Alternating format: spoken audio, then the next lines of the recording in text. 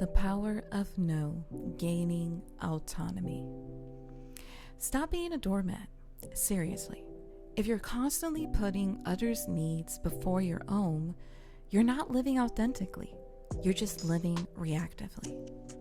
This discussion will expose the profound truth that saying no isn't selfish. It's an act of radical self-respect that paves the way for genuine fulfillment. Learn how to cultivate unwavering personal agency and finally lead the life you truly want. 'Cause for real, are you tired of feeling overwhelmed, overcommitted, and undervalued? What if the secret to reclaiming your time, energy, and self-respect lies in a single powerful word?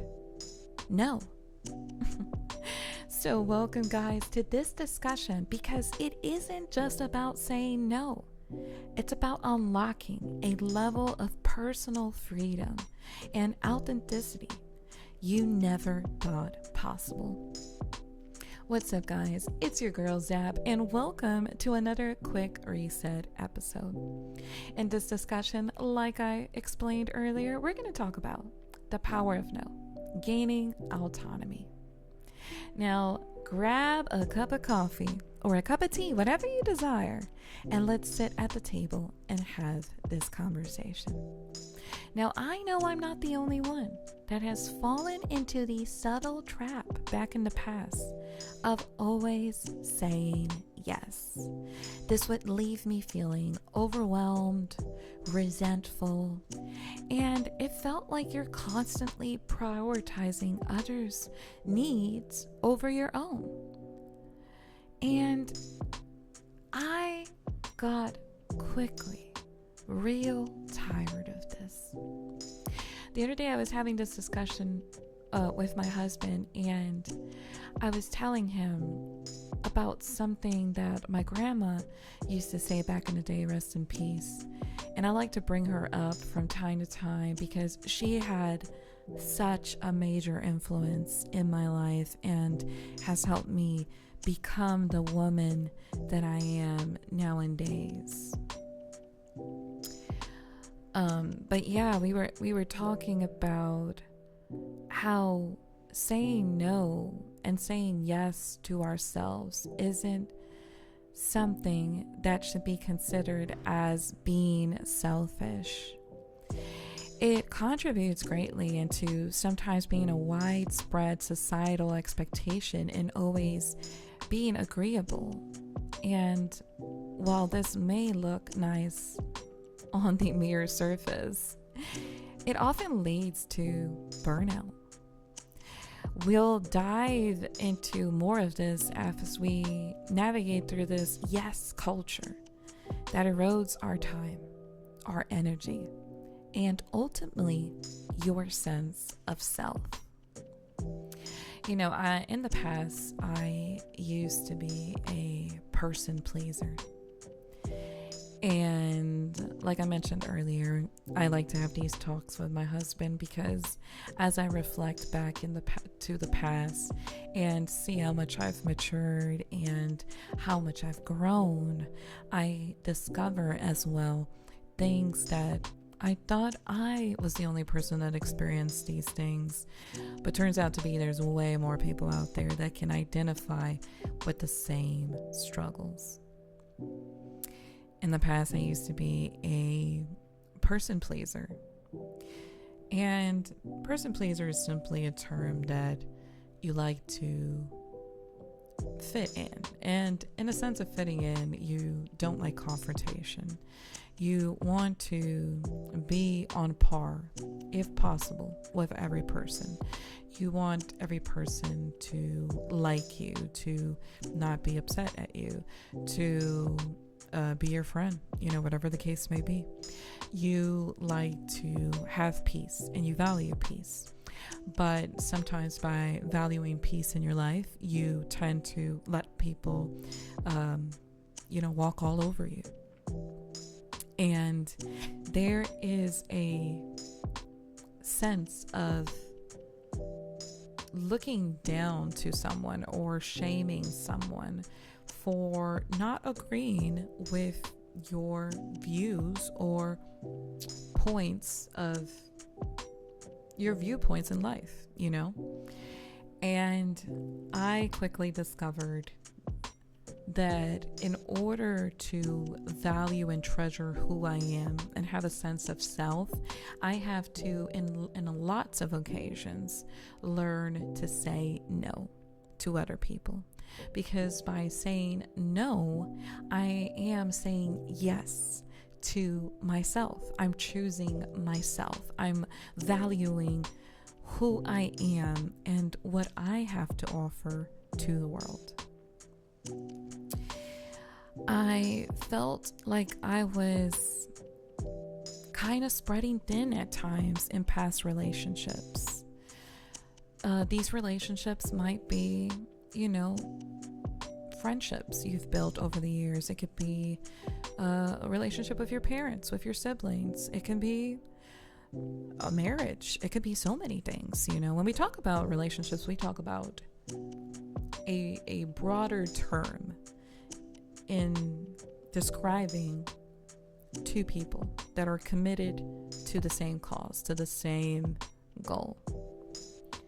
And I've gotten myself in situations where in the past I've gotten myself into relationships, interpersonal relationships, where the person on the other side would want to do the same things but expecting different results, or didn't want to commit but wanted the other person to commit, or stepped into the relationship checking off their own boxes and what would make them happy, but wouldn't care too much about the other person, or would be happy as long as the other person was fulfilling their needs, but could care less of meeting the other person's needs.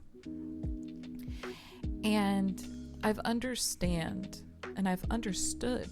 over the years that in order to be in a healthy relationship, in order to build healthy interpersonal relationships, it requires two people to commit. It requires two people to compromise, to come into middle grounds and agree even on the things that may seem unagreeable. In my past relationship, there would be instances where the other side wanted things done a certain way. And slowly but surely, I came to the realization that instead of saying yes to this person, I would use the good old phrase, well, we're going to have to agree to disagree. And this person would be really, really upset when I used this slang. But what I wanted to bring across the table was like, hey, we have different points of view and we may not agree. And I'm not going to bend my will over you at the end of the day having your way, because I am doing a disservice to myself and disrespecting myself by agreeing with you under terms that I don't feel comfortable in. I don't feel comfortable enough in doing. I was raised in a way where, you're taught to be an open book. You're taught to treat others the way you want to be treated. If you don't want people to lie to you, you don't lie. If you want people to be honest to you, honest with you, you be honest back. Am I saying that I am a saint? No, we're imperfect human beings. In a perfect world, we wish we could be perfect, but we are imperfect. But there's certain values and there's certain ethics that guide us in our own journey. And it is what creates us unique, what makes us us. And understanding what those values are can help you understand when someone is trying to overstep, to have you say no to things that typically you wouldn't say no to, and then say yes to things that, hear me out, you would say no to. So understanding those things will help you reclaim your time, reclaim your energy, and reclaim your self-respect in one powerful word, which is no. Now, I need you to understand that when you say no, no should be enough. You shouldn't feel like over-explaining yourself and giving more reasons as of why you have to, sustain no, because no is not enough. You don't owe an explanation to anyone. I feel like lots of time, even us as women, we feel bad in saying no, because we feel like we're being defiant. We feel like we're, people are going to dislike us. But people have to, at some point in time, understand that no is a word that carries much weight, just as the word yes.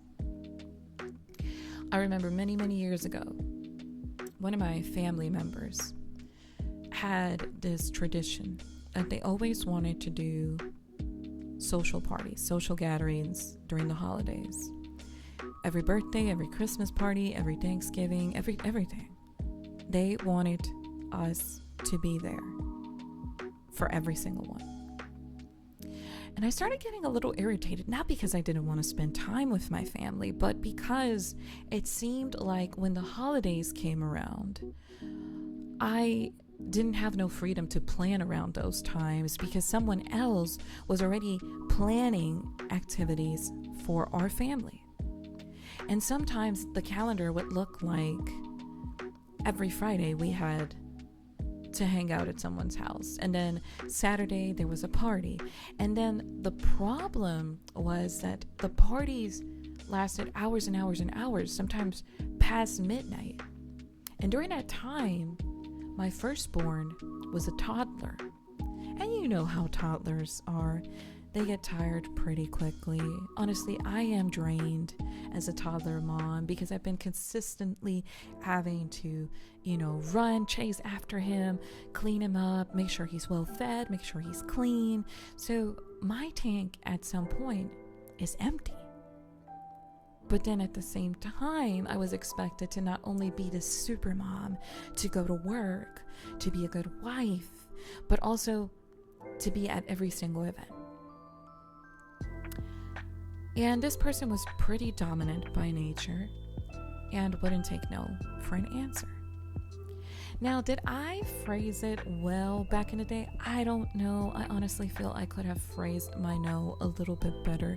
But I feel like that was a pinnacle moment in my life where I learned for the first time to say no. So regardless how it was said, I am still proud of myself because it was one step forward. And during that time, I refused. I refused to one of the invitations, then I refused to more invitations. And one day, I'm at this event, and this person had the audacity to try to shame me in front of everyone at a party. Try to talk down to me. Oh, I always invite you to social gatherings and you refuse my invitations. And I was young, okay? I was in my young 20s, to give you an idea. This was many, many years ago. So I was still learning how to be an effective communicator. But during that time, I was so upset. And I stood up to her and looked up to her, and I said the following. I said, well, you do know that an invitation is just that, right? You invite the person. It's an open invitation. But the person has no obligation in having to go. They can always say no. And therefore, I told her, I have the right to say no. I could remember it. I remember it so clearly that her expression changed from night to day. She was so quiet. I could tell she was surprised because she wasn't expecting that answer in return. And let me tell you guys, from that day, invitations handed out to me were handed out very differently. And there's just a sudden power to saying no while still being respectful, while still standing up for yourself. This is one of many examples I can use that I've said no over time. And like I said, you don't owe an explanation to anyone for saying no. And I'll tell you why. Because one of the most important things that comes along with saying no is building resilient boundaries. Boundaries are not walls. They are invisible fences that protect your mental, emotional, and physical well-being. As we explore, like I mentioned through some of my examples, we explore these common boundary pitfalls and effective communication strategies to not only help us discover what we should be saying no to, but we should be able to express our needs clearly and respectfully. Because by helping others understand our boundaries, we are establishing clear boundaries. And by establishing clear boundaries, we can foster healthier relationships, both personal and professional. You know, in the past, when I used to end friendships or used to end these relationships, some of my professional careers involved being in the public eye. And it's funny how sometimes these things come to be, because some people have grown on the outside so attached to the relationships that I had built over the years. And they liked the aesthetic of it and how it looked and how it made them feel, that once I stepped away from these relationships, people would react in a negative way about it. I would have people that would come to my DMs demanding me on how dare you ended this friendship or ended this relationship, and what was the reason, or so and so told me this and I want to know if it's true or if it's not true, and how dare you. If people felt really entitled to the dynamics in my own little world and how I should supposed to move and who I should supposed to talk to and who I should not supposed to talk to. And when at instances I felt like I need to explain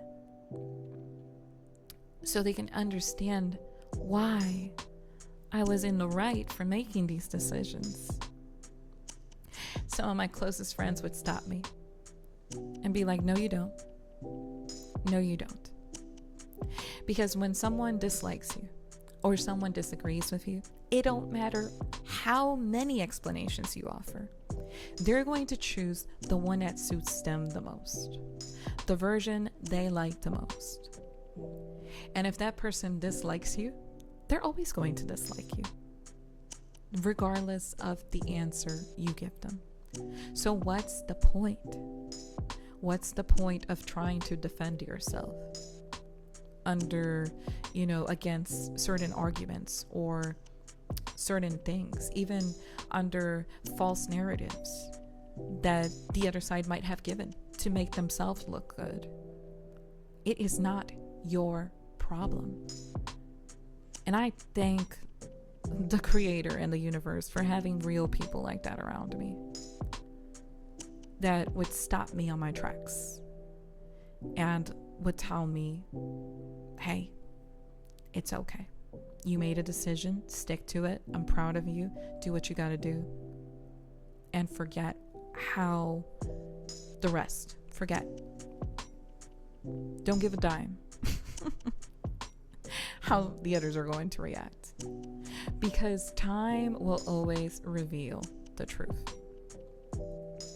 So in those instances when I was confronted with people that, you know, under different circumstances, they wanted probably some clout chasing. They were clout chasing, or they genuinely felt concerned about the other side. I don't know. Maybe they were best friends. I don't know. It could be many reasons, honestly. I would write to them in a respectful way, and I would tell them, I'm not interested in talking about this.